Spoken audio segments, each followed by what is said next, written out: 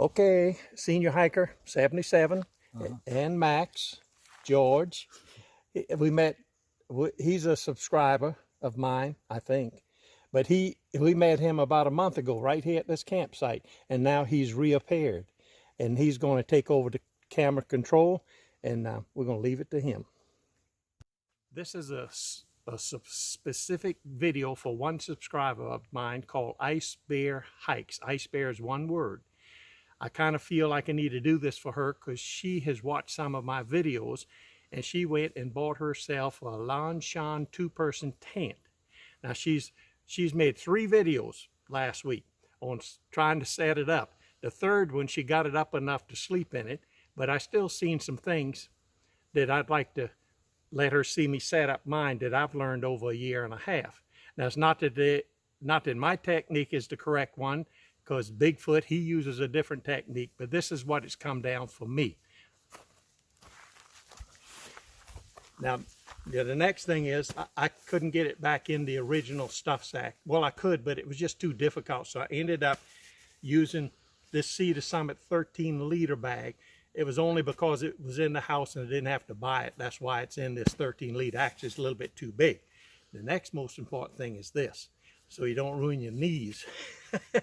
But let's open it up, and I'm going to show you how, at least how I set it up, and tell you the tips that I have.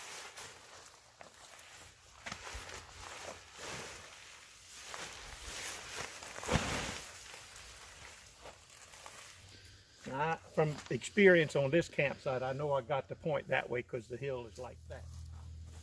Next thing you need is this, a brick. For pounding in the step stakes. I see you figured out that the colored end was where you put your step stake. You figured that out the second time. But I also noticed you need a brick. At least I do. Now, this is what's important, leaving some slack. You have to leave slack for adjustment.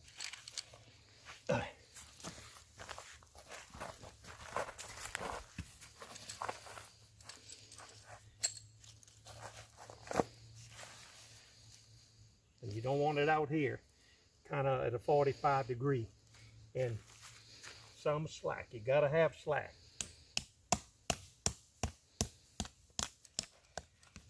Now, next thing,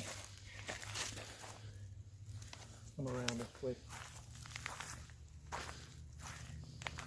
With slack, some slack, I notice you unzip your vestibule to put your trekking poles in. You can do that, but you need to zip it back up before you tighten it up. Now, I've always done it this way, put it closed, and there is a ring up there, but I pay no attention to it. I just make sure that my trekking pole is on the reinforced part of it. Okay, then that knot you untied has to be there. She untied that knot. And also I want to tell you, zoom in here, I never hooked this side. This is the side we'll unzip in a minute, but I never hooked this side here. This just hangs. So let's go ahead. Also, I've upgraded to these tent posts. They're big enough, but I felt like on the ridge and these trekking poles we needed something a little more robust than what they sent you. Okay, where's my brick? Oh, there. Ooh.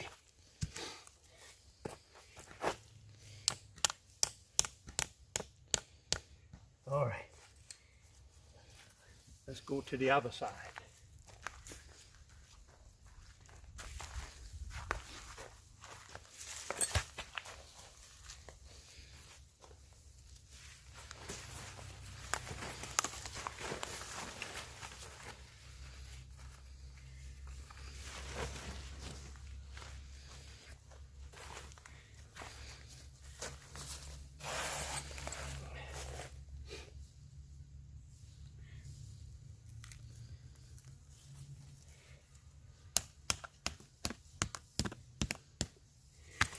Okay, now for the adjustments. Start with these. I always loosen them up when I take the tent down because I need room for adjustment. So we pull that a little bit. Pull this just a little bit. Let's go to the other side. This is now where we get serious. See now this is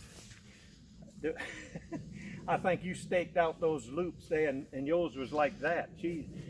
But anyway, this is, get your ridge line. Don't worry about the four corners yet. Now we open it up. Make sure we got this trekking pole. Oh, let me get my pad here. Make sure we got this trekking pole in the loop. And make sure it's somewhat even. Here, let me get in there so I can get. Oh, yeah, she always goes back that way. All right. Now we have to check the other side.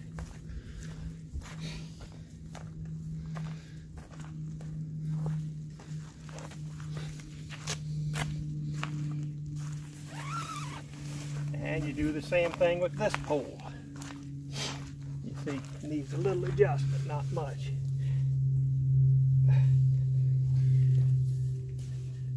By the way, my poles are set at 47 inches. Actually 46 and a half. They're supposed to be 47 for me, but they ended up, I measured today for you, they're 46 and a half inches. We finished with that, and we make sure this is sturdy. Now we're going to go around and tighten up anything that needs tighten up. This actually looks pretty good here. See, I didn't really leave a lot of slack. Should have left some more slack. There we go. And then at this side, same thing. That one didn't need adjustment. Okay. Voila. Now, actually, unless you 6 foot and above, you don't really need these pullouts. But me, Tom, following Walker's World, he's 6'2", so we need the extra little bit of mesh on the inside. So we usually take these out.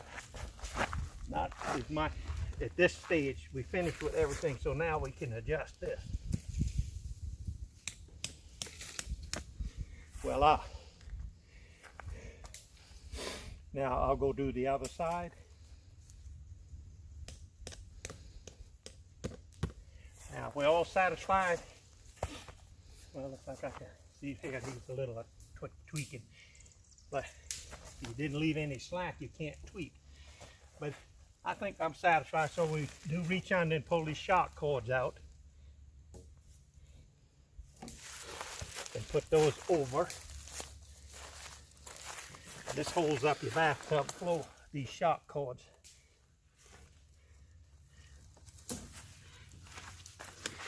Okay, and this is the last one.